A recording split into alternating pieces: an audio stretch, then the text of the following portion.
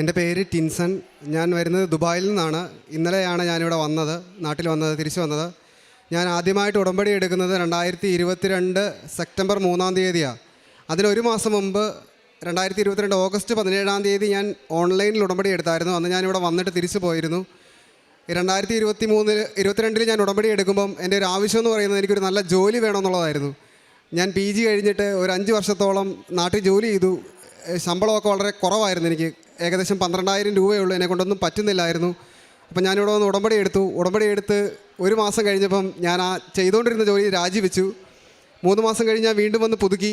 അപ്പം ഞാൻ മാതാവിനോട് പറഞ്ഞു, അടുത്ത പ്രാവശ്യം വന്ന് പുതുക്കാൻ വരുമ്പം എൻ്റെ പുതുക്കാൻ വരാൻ പൈസ ഇല്ലെന്ന് പറഞ്ഞു. പക്ഷേ ഞാൻ വരുമെന്ന് പറഞ്ഞു. പുതുക്കാൻ പൈസ ഇല്ലെങ്കിലും ജോലി ഇല്ലെങ്കിലും ഞാൻ ഇവിടെ വരുമെന്ന് പറഞ്ഞു. 3-ാമത്തെ മാസം പുതുക്കേണ്ട സമയമായപ്പം എൻ്റെ കയ്യിൽ പൈസ ഇല്ല. ഏകദേശം 400 രൂപ മാത്രമേ എൻ്റെ കയ്യിലുള്ളൂ. അപ്പോൾ ഞാൻ നോക്കിയപ്പോൾ പുതുക്കണമെങ്കിൽ ഏകദേശം 300 രൂപയ്ക്ക് മേളിലാവും. ഞാൻ ഒരു തീരുമാനം എടുത്തു, എന്തായാലും പുതുക്കണം. ഞാനൊരു ദിവസം രാത്രി, ചങ്ങനാശ്ശേരിയിലാണ് എൻ്റെ വീട്, ഞാൻ വീട്ടിൽ നിന്ന് ഇറങ്ങി. ഒരു 12 മണിയായപ്പം ഞാൻ അവിടുന്ന് കൊന്തയിൽ നടക്കാൻ തുടങ്ങി കൃപാസനത്തിലേക്ക്. ഞാനിവിടെ ഒരു 7 മണിയൊക്കെ ആയപ്പോൾ എത്തി. ഞാനിവിടെ വന്ന് ഉടമ്പടി പുതുക്കി പോയി. അന്ന് എനിക്ക് ജോലിയൊന്നും കിട്ടിയില്ല. പക്ഷേ എൻ്റെ ഒരു വലിയൊരു ആഗ്രഹം നടന്നു കിട്ടി. എൻ്റെ ഒരു ഏറ്റവും വലിയ ആഗ്രഹമായിരുന്നു ഈശോയെ മാതാവിനെയൊക്കെ ഒന്ന് കാണാൻ പറ്റണം എന്നുള്ളത്. അന്ന് ഇവിടുന്ന് പോയി ക്ഷീണമായിരുന്നു. ഞാൻ റൂമിൽ ചെന്ന് കിടന്നു. അപ്പോൾ ഞങ്ങളുടെ വീട്ടിലൊരു തിരുക്കുടുംബത്തിൻ്റെ രൂപമുണ്ട്. അപ്പോൾ അതിൽ നിന്ന് ഉണ്ണീശോ നേരെ ഇറങ്ങിയിട്ട് രാവിലെ വരെ വന്ന് എൻ്റെ അടുത്ത് വന്ന് കുറേ നേരം കളിച്ചു. എനിക്കൊന്നും പറയാൻ കിട്ടിയില്ല. ഞാൻ ചിരിച്ച് കളിച്ച് നിന്നതേ ഉള്ളൂ. അപ്പോൾ ഞാൻ ഓർത്ത് എന്ത് പറയണമെന്ന് ഓർത്തിട്ട് ഒന്നും കിട്ടുന്നില്ല. സന്തോഷം കൊണ്ടൊന്നും പറയാൻ പറ്റിയില്ല. 3 മണിയായപ്പോൾ ഞാൻ ഉണ്ണീശോട് ചോദിച്ചു, ഇപ്പോൾ എല്ലാവരും എണീറ്റ് വരുമല്ലോ എന്ന് ചോദിച്ചു. തിരിച്ച് ഓടിപ്പോയി ആ രൂപത്തെ കയറി ഇരുന്നു. പിന്നെ വന്നിട്ടില്ല. പക്ഷേ എനിക്ക് ഭയങ്കര സന്തോഷമായി അന്ന് മുതൽ. കാരണം എൻ്റെ ഏറ്റവും വലിയ ആഗ്രഹമായിരുന്നു നടന്നു കിട്ടിയേ. അതിനുശേഷം ഞാൻ വീണ്ടും ഇവിടെ വന്നു. പക്ഷേ അന്ന് എനിക്ക് പുതുക്കാനൊരു മാർഗ്ഗമില്ല. എൻ്റെ ഇന്ന് കാശുരൂപം നഷ്ടപ്പെട്ടു പോയി. ഇപ്പം പുതിയതായിട്ട് ഉടമ്പടി എടുക്കണമെന്ന് പറഞ്ഞു. അപ്പം ഞാനിവിടെ വന്നപ്പം ഞാനിവിടെ ഒരു ചേച്ചിയുണ്ട്. ആ ചേച്ചി പേര് പറയരുതെന്ന് പറഞ്ഞു. ഞാൻ ആ ചേച്ചിയോട് ചോദിച്ചു, ചേച്ചി എനിക്ക് പുതുക്കണമെന്നുണ്ട്, പക്ഷേ എൻ്റെ പൈസ ഇല്ലെന്ന് പറഞ്ഞു. അപ്പോൾ ആ ചേച്ചി പറഞ്ഞു, നീ 1 രൂപയും തരണ്ട, നീ ഇങ്ങ് വരാൻ പറഞ്ഞു. അപ്പം ഞാൻ നോക്കിയപ്പോൾ മാതാവിനെ പോലെ ഞാൻ നാണം കെടാതെ ഒരാളുടെ അടുത്തും പോയില്ല. ആ ചേച്ചി തന്നെ എല്ലാം നടന്ന് ചെയ്ത് എനിക്ക് ഉടമ്പടി എടുത്തു തന്നു. ഞാൻ ഇവിടുന്ന് വിസിറ്റിംഗ് വിസ എടുത്ത് ദുബായിലേക്ക് പോയി.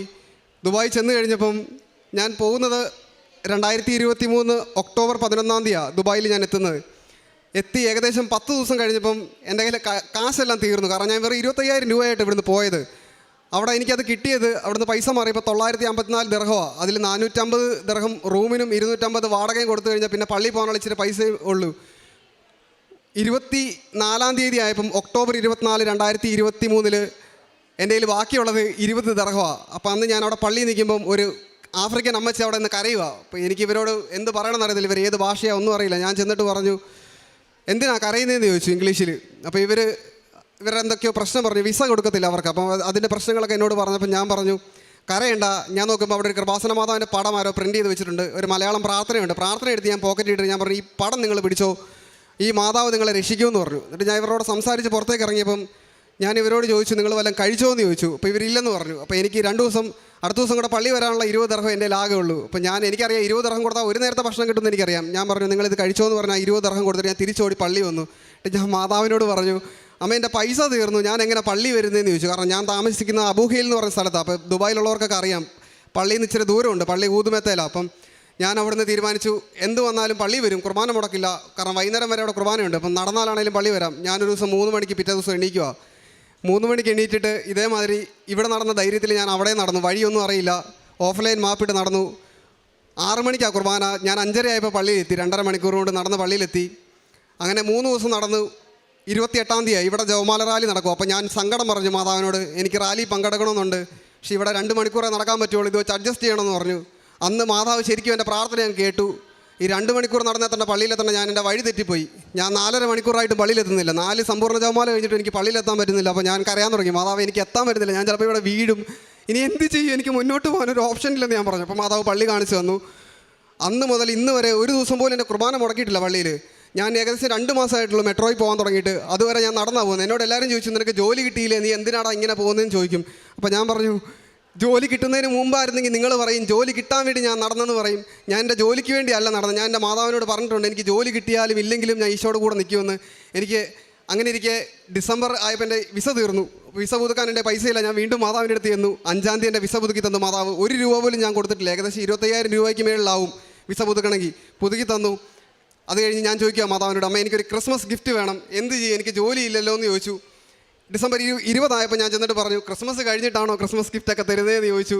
20-ാം തീയതി ഒരു ഇൻ്റർവ്യൂവിന് വിളിച്ചു. 21-ാം തീയതി എന്നോട് പറഞ്ഞു വീണ്ടും വരാൻ പറഞ്ഞു. അപ്പം 20-ാം തീയതി ഏകദേശം കിട്ടിയെന്ന് പറഞ്ഞാൽ വിളിച്ചത്. പക്ഷേ വൈകുന്നേരം വിളിച്ചിട്ട് പറഞ്ഞു കിട്ടിയിട്ടില്ല, ഒരു ഇൻ്റർവ്യൂ കൂടെ ഉണ്ട്, ഒരാളെ അവിടെ കാണണം, നീ വരാൻ പറഞ്ഞു. അപ്പോൾ ഞാൻ അന്ന് വൈകിട്ട് മാതാവിൻ്റെ അടുത്ത് എന്നിട്ട് പറഞ്ഞു എനിക്ക് ഈ ജോലി വേണ്ട, നിനക്ക് ഇഷ്ടമുള്ളതാണെങ്കിൽ നീ ഒരു അടയാളം തരണമെന്ന് പറഞ്ഞു. അപ്പോൾ ഈ ജോലി തരാൻ വിളിച്ച ഇതിൻ്റെ ഉടമസ്ഥനോട് ഞാൻ പറഞ്ഞിരുന്നു എനിക്ക് കുർബാനയ്ക്ക് പോകാൻ പറ്റുമെങ്കിൽ ഞാൻ വരുവുള്ളൂ എന്ന് പറഞ്ഞു. അപ്പോൾ പുള്ളി ചോദിച്ചു എന്തിനാണെന്ന് ചോദിച്ചു. അപ്പോൾ ഞാൻ പറഞ്ഞു ഞാൻ ഉടമ്പടി എടുത്തതാണ്, എനിക്ക് കുർബാനയ്ക്ക് പോകാൻ സമ്മതിക്കുവാണെങ്കിൽ ഞാൻ ജോലിക്ക് കയറിക്കോളാം എന്ന് പറഞ്ഞു. അപ്പോൾ സാറ് പറഞ്ഞു ഓക്കെ എന്ന് പറഞ്ഞു. ഞാൻ പിറ്റേ ദിവസം അവിടെ ചെല്ലുമ്പം അടയാളമായിട്ട് മാതാവ്, സാധാരണ നമ്മളൊരു ഇൻ്റർവ്യൂവിന് ചെന്നാൽ അവർ ചോദിക്കുന്ന സെൽഫ് ഇൻട്രൊഡക്ഷനാണ്. പക്ഷേ എന്നോട് ചോദിച്ചത് എടാ ഈ കൃപാസനത്തിൽ പോയി ഉടമ്പടി എടുത്താൽ എനിക്ക് ചെയ്യാൻ പറ്റുമോ എന്നാ സാറിനോട് ചോദിക്കുക. ഞാൻ ഞെട്ടി, ഞാനൊരു അടയാളം ചോദിച്ചിട്ടാണ് ഞാൻ അവിടെ ചെല്ലുന്നത്. ഞാൻ പറഞ്ഞു സാറേ എനിക്ക് പറ്റുന്നുണ്ടെങ്കിൽ പിന്നെ സാറിന് പറ്റും ഉറപ്പാന്ന് പറഞ്ഞു. രണ്ടാമത് സാറ് പറഞ്ഞത് ഞാൻ പറഞ്ഞിരുന്നു ഒരു കുറച്ച് നേരം എനിക്ക് ചാപ്പലി വന്നിരിക്കണം, അവിടെ നിത്യാരാധന ചാപ്പലുണ്ട്, അപ്പോൾ എനിക്ക് ചാപ്പലി ഇരിക്കാൻ അവസരം തരണമെന്ന് പറഞ്ഞു. ഈ സാർ എന്നോട് രണ്ടാമത് പറയുന്നത് എടാ മേളിലൊരു ചാപ്പലുണ്ട്, നീ പോയി കണ്ടിട്ട് വരാൻ പറഞ്ഞു. ഈ 2 ചോദ്യം കഴിഞ്ഞിട്ടാണ് ബാക്കി കാര്യങ്ങളൊക്കെ ചോദിക്കുന്നത്. ഞാൻ 1 മണിക്കൂർ ഇരിക്കണമെന്നാണ് ആഗ്രഹിച്ചത് അവിടെ ചെന്ന് പള്ളിയിൽ. ഇന്ന് എല്ലാ ദിവസവും കുർബാനയ്ക്ക് പോകാൻ വരുന്നുണ്ട്, എല്ലാ ദിവസവും 5 മണിക്കൂറിൽ കൂടുതൽ എനിക്ക് നിത്യാരാധന ചാപ്പലിൽ ഇരിക്കാൻ വരുന്നുണ്ട്, പള്ളിയിൽ പോയി ഇരിക്കാൻ വരുന്നുണ്ട്. ഇതൊക്കെ ക്രമീകരിച്ചു തന്നത് എൻ്റെ മാതാവാണ്. ഞാൻ ശരിക്കും പറഞ്ഞാൽ ഇന്ന് ഇങ്ങോട്ട് വന്നത് ഈ റാലി പങ്കെടുക്കാനും എൻ്റെ ഉടമ്പടി പുതുക്കാനും ഈ സാക്ഷ്യം പറയാനും വേണ്ടി മാത്രമാണ്. ഞാൻ ഉടമ്പടി റാലിക്ക് പങ്കെടുക്കാൻ ഞാൻ ടിക്കറ്റ് എടുത്തു. കഴിഞ്ഞ വർഷം ഒക്ടോബർ 28 ആയതുകൊണ്ട് ഞാനും ഒക്ടോബർ 28 ചാടിക്കയറി ടിക്കറ്റ് എടുത്തു ജൂലൈയിൽ. പക്ഷേ അത് കഴിഞ്ഞാൽ അറിയുന്നത് ഒക്ടോബർ 24-ാം തീയതിയാണ് ഇതെന്ന്. ഞാൻ സാലറിയിൽ നിന്നാണ് ടിക്കറ്റ് എടുത്തത്, എനിക്ക് സാലറിയൊക്കെ കുറവായിരുന്നു. അപ്പോൾ ഞാൻ ഓർത്തു ഇനി ഇതെന്ത് ചെയ്യും. ഞാൻ പറഞ്ഞു HR-നെ ഞാൻ വിളിച്ചു അപ്പം തന്നെ പള്ളിയിൽ നിന്നുകൊണ്ട് എനിക്ക് റാലിക്ക് പോകണം, എൻ്റെ ലീവ് മാറ്റി തരണം, റാലി ഡേറ്റ് മാറിപ്പോയി, എനിക്ക് അബദ്ധം പറ്റിയെന്ന് പറഞ്ഞു. ഓക്കെ നീ ബുക്ക് ചെയ്തോളാം പറഞ്ഞു. ഞാനങ്ങനെ എൻ്റെ സാലറിയിൽ നിന്ന് അഡ്വാൻസ് മേടിച്ചുകൊണ്ട് എൻ്റെ ടിക്കറ്റ് ബുക്ക് ചെയ്തു. എനിക്കൊരു 200 ദർഹം എക്സ്ട്രാ വന്നുള്ളൂ. പിന്നെ അവിടെ നിന്ന് ഇങ്ങോട്ട് അത്ഭുതമാണ്. ഇന്നലെ ഞാൻ ഇങ്ങോട്ട് വരുമ്പോൾ ഞാൻ വരുന്നത് സ്പൈസ് ജെറ്റിനാണ്. അപ്പം ഞാൻ പറഞ്ഞു മാതാവേ എനിക്ക് ഫ്ലൈറ്റിൽ കയറുമ്പോൾ ഫുഡ് വേണം കേട്ടോ, പക്ഷേ സ്പൈസ് ജെറ്റിന് ഫുഡ് കിട്ടണേ കാശ് കൊടുക്കണം, എൻ്റെ കാശില്ലെന്ന് പറഞ്ഞു. ഞാൻ ഫ്ലൈറ്റിൽ ഇരുന്ന് കൊന്തയല്ലി ഉറങ്ങിപ്പോയി. എൻ്റെ അടുത്തിരുന്ന ചേട്ടൻ എന്നെ വിളിച്ചിട്ട് നീ വല്ലതും കഴിച്ചോന്ന് ചോദിച്ചു. ഞാൻ പറഞ്ഞു ഇല്ല ചേട്ടാ എനിക്ക് വേണ്ട, ഞാൻ ചെന്നിട്ട് കഴിക്കുന്നുള്ളെന്ന് പറഞ്ഞു. ഇല്ല നീ കഴിക്കണമെന്ന് പറഞ്ഞു. പുള്ളി എനിക്ക് ഫുഡ് പുള്ളിയുടെ കയ്യിൽ നിന്ന് പൈസ കൊടുത്ത് മേടിച്ച് തന്നു. ഞാൻ ഇവിടെ ഇറങ്ങുമ്പോൾ മാതാവിനോട് പറഞ്ഞിരുന്നു എൻ്റെ പൈസ ഇല്ല, ഞാൻ ബസ്സിനാണ് പോകുന്നത്, എനിക്ക് വീട്ടിലെത്തണം, ഒരുപാട് ലഗേജ് ഉണ്ട്, 30 കിലോ ഉണ്ടെന്ന് ഞാൻ പറഞ്ഞു. പക്ഷേ ഈ ചേട്ടൻ എന്നോട് ചോദിക്കുക നീ എവിടെയാ താമസിക്കുന്നത് ചോദിച്ചു. ഞാൻ പറഞ്ഞു ഞാൻ ചങ്ങനാശ്ശേരിയില്ല. അപ്പോൾ ചേട്ടൻ പറയുക ഞാൻ തിരുവല്ലയിലാണ്, ഒരു കാര്യം ചെയ്യ് നിനക്ക് എൻ്റെ കൂടെ വരുന്നതിന് ബുദ്ധിമുട്ടുണ്ടോ എന്ന് ചോദിച്ചു. ഞാൻ പറഞ്ഞു ഒരു ബുദ്ധിമുട്ടും ഇല്ല, എന്നെ ഫ്രീ ആയിട്ട് ഇന്നലെ അവിടുന്ന് ഇവിടം വരെ വന്നു. ഞാൻ 11:30 ആയപ്പോൾ എൻ്റെ വീട്ടിലെത്തി, ഫ്ലൈറ്റ് ഇറങ്ങി ഇവിടം വരെ ഒരു കുഴപ്പമില്ലാണ്ട് വന്നു. ഞാൻ വരുമ്പോൾ മാതാവിനോട് പറഞ്ഞിരുന്നു ഉടമ്പടി പുതുക്കുമ്പോൾ മാതാവിനെ എടുക്കാൻ ഒരു കൃപ തരാമോ എന്ന് ചോദിച്ചിരുന്നു. ഇവിടെ വന്നു എന്നെ വിളിച്ചു, എനിക്ക് മാതാവിനെ എടുക്കാൻ അവർ കൃപ തന്നു. ഞാനാണ് മാതാവിനെ എടുത്തുകൊണ്ട് പ്രതിഷ്ഠത്തിന് വന്നത്. ഇതിൽ കൂടുതൽ എനിക്ക് സാക്ഷി എന്താ പറയേണ്ടതെന്ന് അറിയത്തില്ല. ഇത്രയും അനുഗ്രഹം തന്ന അമ്മയ്ക്കും ഈശോയ്ക്കും 1000 നന്ദി. ലൂക്കായുടെ വിശുദ്ധ സുവിശേഷം 8:21 ദൈവവചനം ശ്രവിക്കുകയും അതനുസരിച്ച് ജീവിക്കുകയും ചെയ്യുന്നവരാണ് എൻ്റെ അമ്മയും സഹോദരരും. ഈശോ ഈ തിരുവചനങ്ങൾ പറയുമ്പോൾ തൻ്റെ അമ്മയെ എങ്ങനെയാണ് തൻ്റെ അമ്മ ജീവിക്കുന്നതെന്ന് മനുഷ്യരുടെ മുമ്പിൽ ഈശോ ഉയർത്തി കാട്ടുകയാണ്. നിന്നെ പാലൂട്ടിയ മുലകളും നിന്നെ വഹിച്ച ഉദരവും ഭാഗ്യമുള്ളത് എന്ന് ജനക്കൂട്ടത്തിലൊരു സ്ത്രീ വിളിച്ചു പറയുമ്പോഴാണ് ഈശോ ഈ തിരുവചനങ്ങൾ ഉദ്ധരിക്കുക. ഇവിടെ ടിൻസൺ ജോസഫ് ഇന്ന് ദുബായിൽ നിന്ന് ഇന്നലെ വന്നു. ഇവിടെ വന്നത് ജപമാല അഖണ്ഡ ജപമാല മഹാറാലി കൂടുവാനും തൻ്റെ ഉടമ്പടി പുതുക്കുവാനും ഒരാഴ്ചത്തെ ലീവിന് വേണ്ടിയിട്ടാണ് ഈ യുവാവ് ഇവിടെ എത്തിയിരിക്കുന്നത്. ഈ മകന് പറയാനുള്ളതെല്ലാം, അതായത് നാം അതെല്ലാം കേട്ടുകഴിഞ്ഞു. തൻ്റെ ജോലിയുടെ സാധ്യതകൾ ഇതൊന്നുമില്ലാതിരുന്നപ്പോഴും എങ്ങനെയാണ് ഈ മകൻ കർത്താവിന് വേണ്ടിയിട്ട് ജീവിച്ചത്. തനിക്ക് ഉടമ്പടി പുതുക്കാൻ പൈസയില്ലല്ലോ എന്ന് പറഞ്ഞ് അവിടെ വീട്ടിൽ കുത്തിയിരിക്കുകയല്ല ചെയ്തത്, താൻ നടന്നു എന്നാണ് പറഞ്ഞത്, ചങ്ങനാശ്ശേരിയിൽ നിന്ന് ഇവിടെ വരെ. അപ്പോൾ പിന്നീട് ഈശോ കൊടുത്ത കൃപ, ഉണ്ണീശോ തൻ്റെ കൂടെ രാത്രി മൊത്തം ഉണ്ടായിരുന്നു. ഇതൊക്കെ എക്സാജറേഷനോ ഹാലൂസിനേഷനോ ഒക്കെ ആണെന്ന് ആരെങ്കിലും ചിന്തിച്ചാൽ അത് ചിന്തിച്ചുകൊണ്ടിരിക്കുക മാത്രമേ നിവർത്തിയുള്ളൂ. ഈ യുവാവിനോട് നമുക്കിന്നത് പറയാൻ പറ്റില്ല. ആ മകൻ അനുഭവിച്ചതാണത്. അതുപോലെ അതായത് ഈശോയ്ക്ക് വേണ്ടിയിട്ട് എന്തും ചെയ്യുവാൻ, ഏതറ്റം വരെ പോകുവാൻ, തൻ്റെ ഉടമ്പടിയെ അത്രയ്ക്ക് കർത്താവിനോട് കൊടുത്ത വാക്കാണ്. കർത്താവിനോടാണ് നാം വാക്ക് കൊടുക്കുക, ഉടമ്പടി അതാണ്.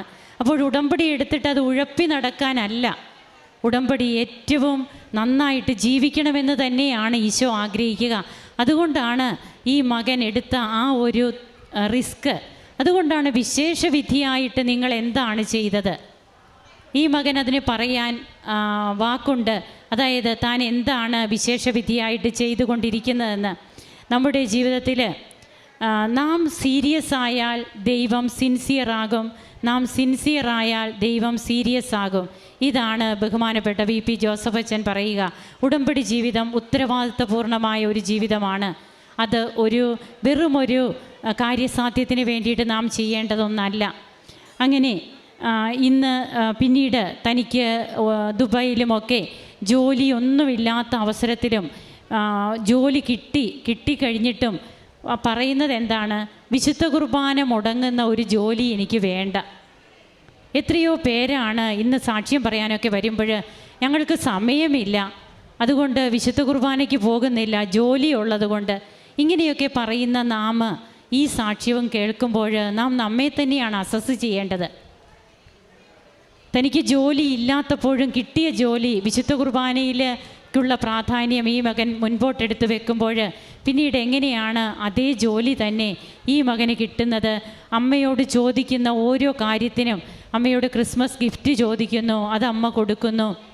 അതുപോലെ തനിക്ക് ഭക്ഷിക്കാനില്ലാത്തപ്പോഴും തൻ്റെ കയ്യിലുള്ള തുച്ഛമായ പൈസയും മറ്റൊരു വ്യക്തിക്ക് കൊടുക്കുമ്പോൾ ഈ മകനെ തേടി എത്രയോ കരങ്ങളാണ്, ഈ മകൻ അറിയാത്ത കരങ്ങൾ ഈ മകൻ്റെ ഒപ്പം എത്തുന്നത്.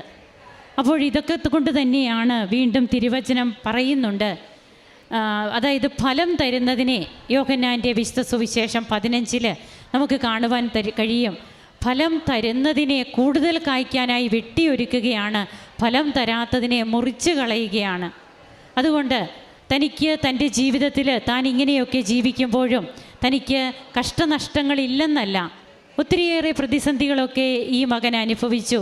എന്നാൽ ഒന്നിനും ഈ മകനെ തളർത്താൻ കഴിഞ്ഞില്ല.